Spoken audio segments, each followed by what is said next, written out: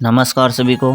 आज हम बात करने वाले हैं प्रज्ञा की, यानी कि दृष्टि की। दृष्टि के 3 प्रकार हैं। एक तो बाह्य दृष्टि है, एक आंतरिक दृष्टि है और एक दिव्य दृष्टि है।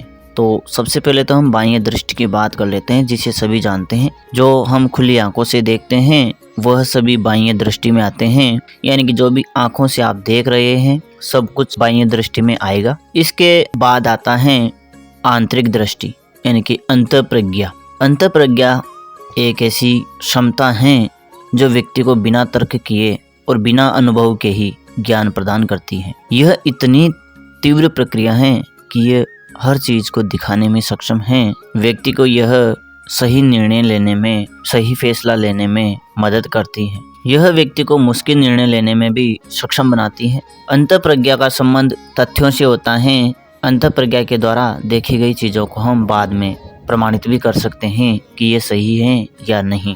तो अंतःप्रज्ञा एक उच्च क्षमता है, मस्तिष्क की ही एक क्षमता है।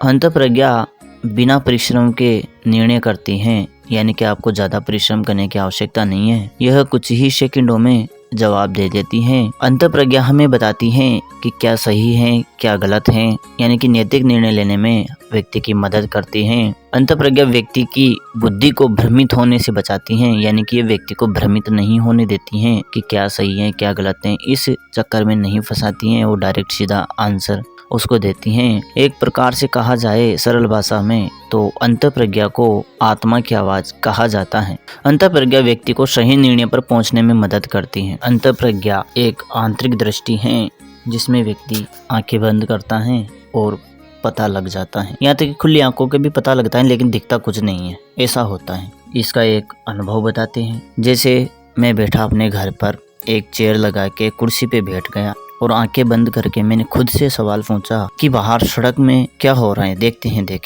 दिखता है या नहीं दिखता। तो सड़क में मैंने देखा, उस समय गर्मियों के दिन थे तो ज्यादा व्यक्ति बाहर थे नहीं, लेकिन जब देखा तो केवल एक ही व्यक्ति उस सड़क पर आ रहा था। तो मैंने देखा कि आखिर ये व्यक्ति है कौन। तो उसको मैंने कंफर्म किया, वो गांव का ही व्यक्ति था। बाद में घर से बाहर निकलकर सड़क पे जाकर खड़ा हुआ तो वही व्यक्ति था जिसको अंतःप्रज्ञा ने दिखाया था। यानी कि आप तथ्यों को प्रमाणित भी कर सकते हैं। जो इसके माध्यम से आपको दिखा उसको आप प्रमाणित कर सकते हैं, यानी कि सही है या गलत है शुरुआत में तो, क्योंकि जब बाद में तो विश्वास हो जाएगा तो फिर तो वो सही होगा। क्योंकि ये एक आत्मा की शक्ति है जो व्यक्ति को बुद्धि को भ्रमित होने से बचाती है, यानी कि क्या गलत है क्या सही है इसका भी वो निर्णय लेने में सक्षम बनाती है। यानी कि जो मुश्किल से मुश्किल फैसले हैं ना, उनमें भी यह व्यक्ति की मदद करती है। अंतःप्रज्ञा, आंतरिक दृष्टि, इसको अगर इंग्लिश में समझाया जाए तो इसको इंट्यूशन भी आप बोल सकते हैं। खुले आंखों के भी ऑटोमेटिक ही आता है और अगर बंद आंखें करते हैं तो दृश्य तक दिखाई देते हैं। यह है आंतरिक दृष्टि, अंतःप्रज्ञा। तो ये मेरा एक टेस्ट तो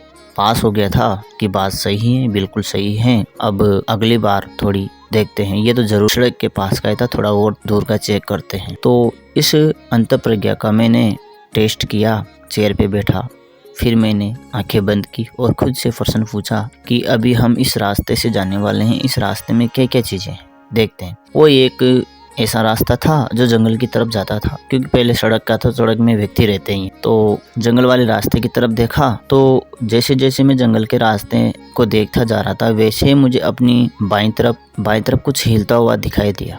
तो मैंने वहां पर ध्यान दिया तो वहां पर एक छोटा सा जानवर था जो कि उस जगह को खोद रहा था। तो मैंने सोचा भाई ऐसा तो थोड़ी हो सकता है, चलो कोशिश करते, ज्यादा दूर का तो सोचा नहीं है तो चलकर देखते हैं। तो मैं वहां पर चलकर गया जिस जगह पर वो जानवर था। वहां पर जब मैं पहुंचा तो वाकई में वहां पर वो जानवर उस जमीन को खोद रहा था। तो मैं हैरान हो गया, भाई मतलब इतना सटीक कैसे हो सकता है, सही हो सकता है। बाकी फिर साधना के बाद तो कई सारी चीजों का अनुभव रहा, दूर दूर तक का अनुभव रहा, यानी कि एक जिले से दूसरे जिले का, एक राज्य से दूसरे राज्य का, यहाँ तक कि एक देश से दूसरे देश तक का भी अनुभव रहा। लेकिन ये था मेरा शुरुआत का जो अनुभव था अंतःप्रज्ञा से संबंधित, आंतरिक दृष्टि से संबंधित। तो मैंने आपको यहाँ पर बताया। अब बताने से क्या होगा, इसको कैसे दूसरा व्यक्ति भी कर सकता है, कैसे कर सकता है, ये तरीका भी तो बताना चाहिए ना, वरना अनुभव बताने से क्या मतलब है तो है भाई, कईयों ने अनुभव किए हैं, लेकिन उसको कैसे हम एक्टिवेट करें, कैसे जागृत करें, कैसे उस चीज को अनुभव करें,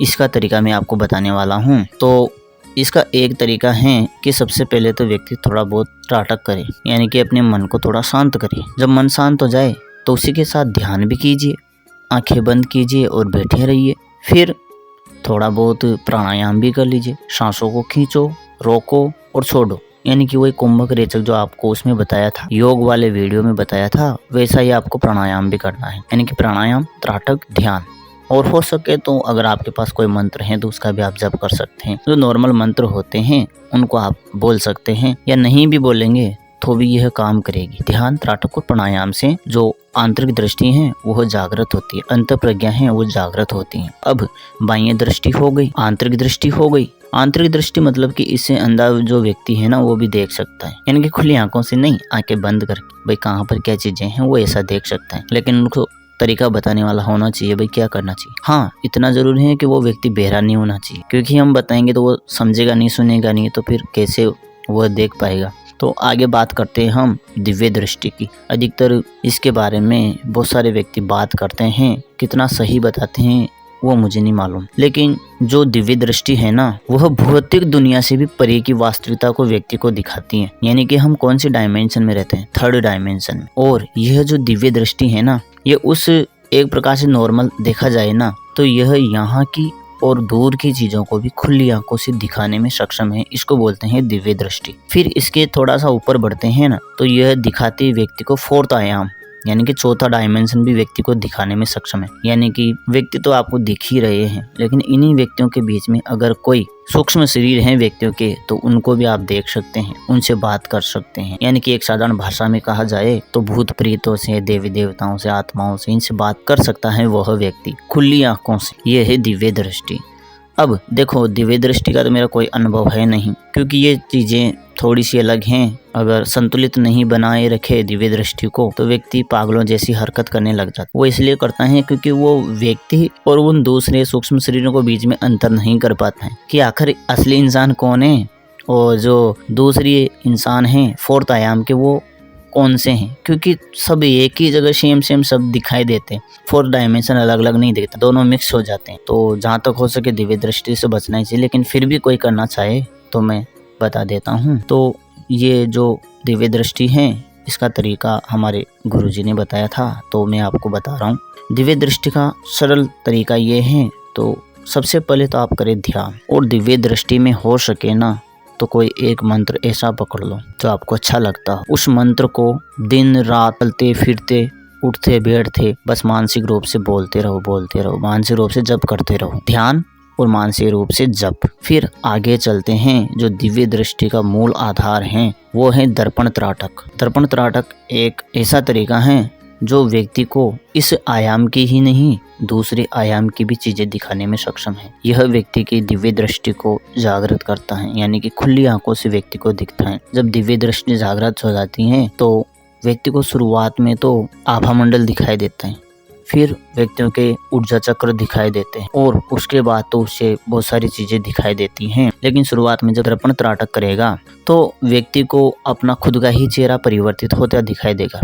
क्यों? इसलिए क्योंकि दिव्य दृष्टि दूसरों का देखने से पहले ये समझाती है कि पहले खुद को देख लो, आप क्या हो, खुद के बारे में जान लो। तो दिव्य दृष्टि व्यक्ति के शुरुआत में से चेहरों को बदलती है। चेहरा इसलिए बदलता है क्योंकि हम इस जन्म में क्या हैं, पहले वहां से शुरुआत चलती है। आपको शुरुआत में अपना ही चेहरा दिखेगा, लेकिन जैसे आप आगे बढ़ेंगे फिर आपको पिछले जन्म का चेहरा दिखाई देगा। हो सकता है इंसान का ही हो, लेकिन धीरे धीरे आप लास्ट तक जाते रहेंगे जब तक आपका शुरुआत में जन्म हुआ था, जब तक आप ऊर्जा नहीं थे, ऊर्जा रूप नहीं थे, तब तक का आपको पीछे सब कुछ सारे चेहरे दिखेंगे। उनमें सब कुछ दिखेगा। आपका जो जन्म रहा है वो इंसान का हो, जानवर का हो, पशु पक्षी का हो, और जब अंत में आप पहुंच जाएंगे तो आप एक ऊर्जा रूप रह जाएंगे और लास्ट में आपको खुद का चेहरा उसमें दिखेगा ही नहीं, बिल्कुल नहीं दिखेगा। यानी कि आपने अपने ही शरीरों की जितनी पास्ट में जितनी ऊर्जाएं थी ना उसको सबको खींच लिया, आप खुद में ही समाहित हो गए, खुद ही एक ऊर्जा के रूप में हो गए। आपने सभी प्रकार की स्मृतियों को आत्मसात कर लिया।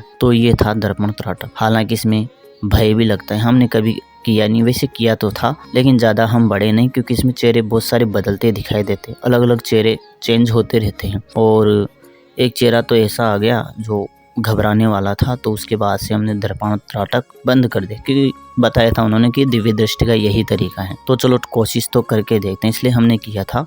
तो आप समझ गए होंगे दृष्टि के बारे में, अंतर्दृष्टि, बाह्य दृष्टि और दिव्य दृष्टि। तो ये मैंने तीनों ही दृष्टियों को एक ही साथ बताने का कोशिश किया है। आपको समझ में आया होगा। फिर भी कुछ रह जाता है तो आप हमें जरूर बताएं। नमः शिवाय, नमः श्री काली के।